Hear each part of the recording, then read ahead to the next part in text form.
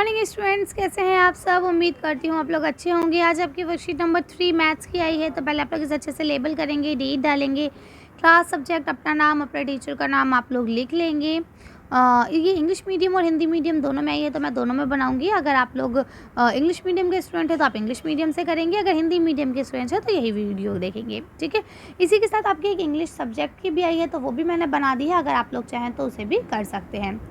चलिए इसको करना शुरू करते हैं। तो आज इसमें हम लोग क्या पढ़ेंगे, संख्याओं की जानकारी। लिखा है, प्रिय छात्रों, आपने अपने आसपास बहुत सी वस्तुएं देखी होंगी। क्या ये सभी एक जैसी हैं या इनमें कुछ अंतर है? तो हम सब जानते हैं, हमने बहुत सारी चीज़ें देखी है जो कभी एक जैसी होती है और कभी वो अलग भी होती हैं। लिखते हैं, आइए आज संख्याओं की तुलना के बारे में सीखें। तो चलिए आज हम लोग जान के देखते हैं कि क्या सचमुच सब एक जैसे होते हैं या अलग होते हैं। तो यहाँ देखिए आपको 3 बच्चे दिए गए हैं, है ना। यहाँ लिखा है, इन तीनों बच्चों में से किसकी ऊंचाई सबसे ज़्यादा है? तो आप कह देंगे सोहन की। लिखा है, इन तीनों बच्चों में से किसकी ऊंचाई सबसे कम है? तो आप लिख देंगे रोहन की।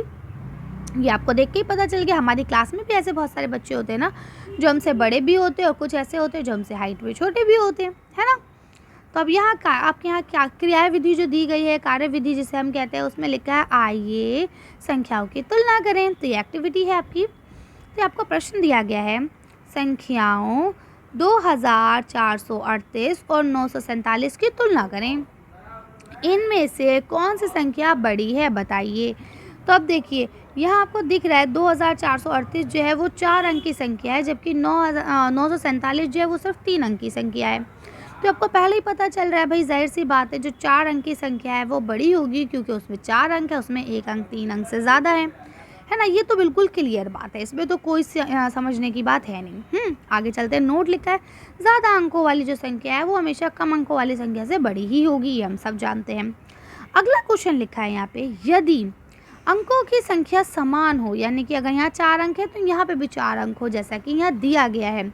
ठीक है, तो अब हमें क्या करना है, तो इस तरह के प्रश्न में हम क्या करते हैं, चौथे अंक में जो संख्या यानी 1000 पर जो अंकित है उसको तोलते हैं। तो यहाँ देखिए यहाँ 6000 है, जबकि यहाँ 7000 है। तो हमें पता चल गया कि 7000 रुपये ज़्यादा होते हैं, तो हम 7000 की तरफ मुंह खोल देते हैं।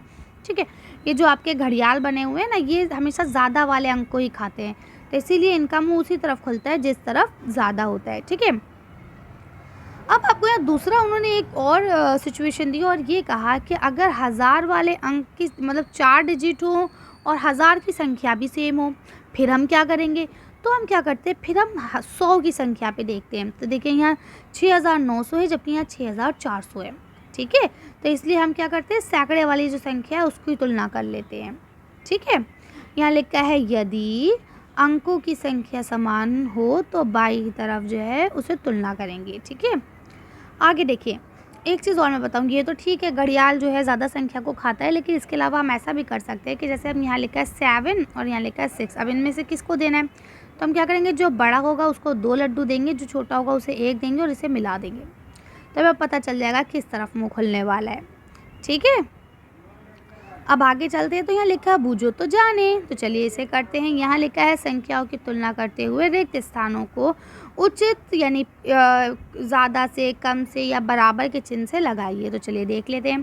देखिए यहाँ आपको साफ दिख रहा है कि मैम ये आपका 4 डिजिट की संख्या है, जबकि ये आपके 3 डिजिट की है, तो ये बड़ी हो गई। ऐसे बोलेंगे मैम यहाँ 4 डिजिट है, ये 3 डिजिट है, इसलिए ये बड़ी हो गई, है ना। कैसे करेंगे, बड़े को 2 लड्डू छोटे को 1 लड्डू मिला देंगे, बड़े को 2 लड्डू छोटे को 1 लड्डू मिला देंगे।